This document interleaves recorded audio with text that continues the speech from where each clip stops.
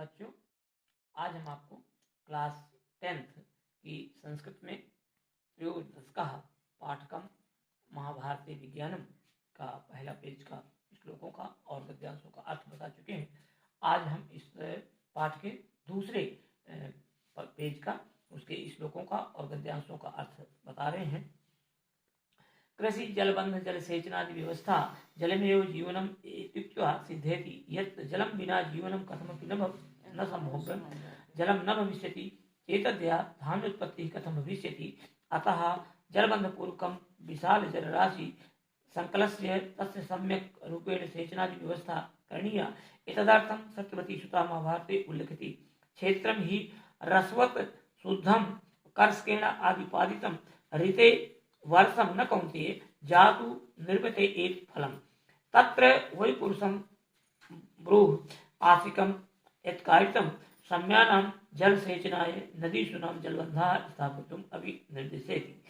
इस गद्यांश का हिंदी में अर्थ यह है कि खेती पानी के बांध एवं सिंचाई से आदि की व्यवस्था। जल ही जीवन है। इस कहावत से सिद्ध होता है कि पानी के बिना जीवन किसी भी प्रकार से संभव नहीं है। यदि पानी नहीं होगा तब अनाज की पैदावार कैसे होगी। इसलिए बांध बना करके विशाल जल को राशि को एकत्रित करके उससे अच्छी प्रकार से सिंचाई आदि की व्यवस्था करनी चाहिए। इसके संबंध में सरस्वती के पुत्र व्यास जी ने महाभारत में उल्लेख करते हुए कहते हैं कि हे अर्जुन, किसान के द्वारा जुताई और सिंचाई करके इतना ही शुद्ध और सरस बनाया हुआ खेत क्यों न हो, कभी कभी वर्षा के बिना वह अच्छी उपज नहीं दे सकता है। निश्चित रूप से जिस खेत में जुताई और सिंचाई की गई है वहाँ यह पुरुषार्थ ही किया गया है। फसलों के पानी से सिंचाई के लिए नदियों में पानी के बांध स्थापित करने का भी निर्देश मिलता है।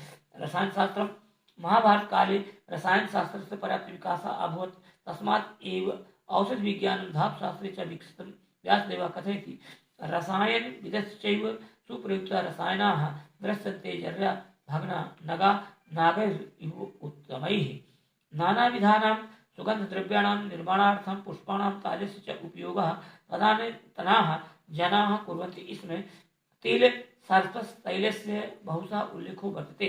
इस गद्यांश का हिंदी में अर्थ यह है कि रसायन शास्त्र महाभारत काल में रसायन शास्त्र का पर्याप्त विकास हुआ था। उससे ही औषधि विज्ञान और धातु शास्त्र विकसित हुए।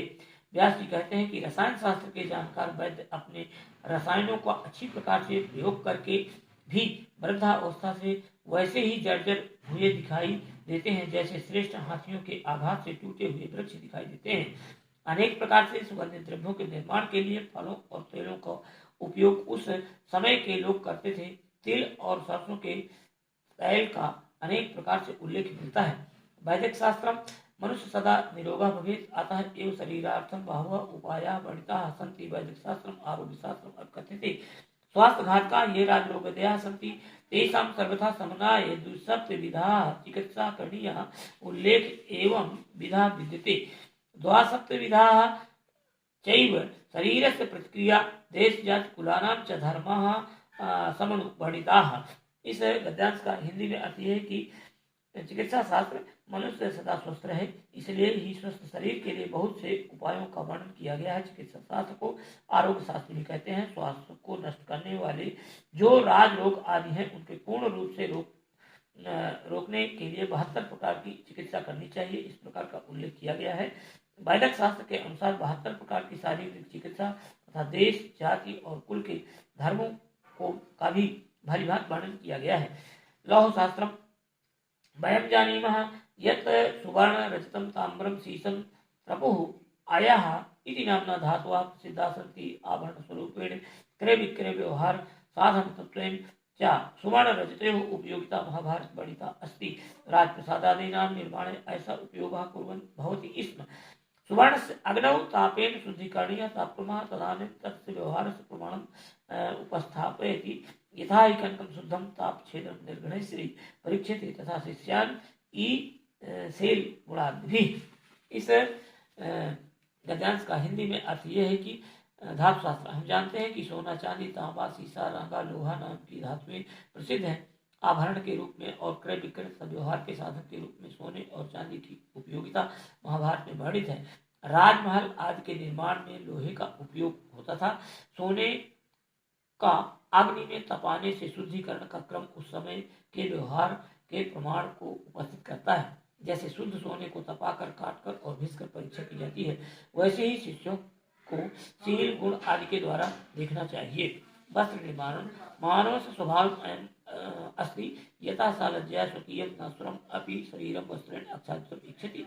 वैदिक कालात् एव वस्त्र निर्माणं परंपरा वर्तते। महाभारते ऊर्ण, कर्पास, कौशिके आदि वस्त्राणां निर्माणस्य तु स्वापेक्षितस्य वर्णस्य संयोजनस्य च वर्णनं मिलति। यथा यादृशेन हि वर्णेन भावतव्यं शुक्ल अम्बरं तादृशं कुरुते रूपम् एतदेव हि मे अनेन ज्ञायते यत् इदं लक्ष्यपदात्मकं महाकाव्यं महाभारतम् एकता पुरुषार्थ चतुष्टया प्रकारकं वर्तते। ततो अपि अधिकं ज्ञान विज्ञानयोः वैदस्य समुपदिशति।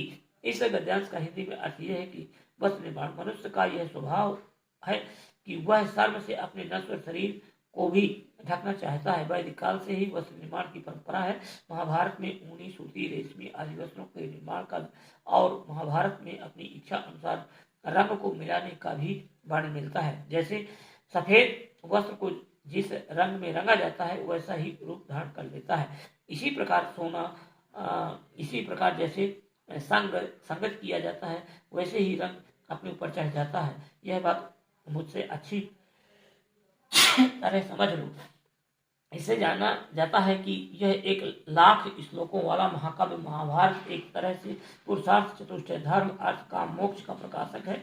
उससे भी अधिक ज्ञान और विज्ञान का विस्तार पूर्वक सम्यक उपदेश करता है। तो बच्चों, आज हम आपको इस पाठ का पूरे का अर्थ और श्लोकों का भी और गद्यांशों का बता चुके हैं, और इसके बाद कल हम आपको इस पाठ के प्रश्नों के उत्तर भेजेंगे।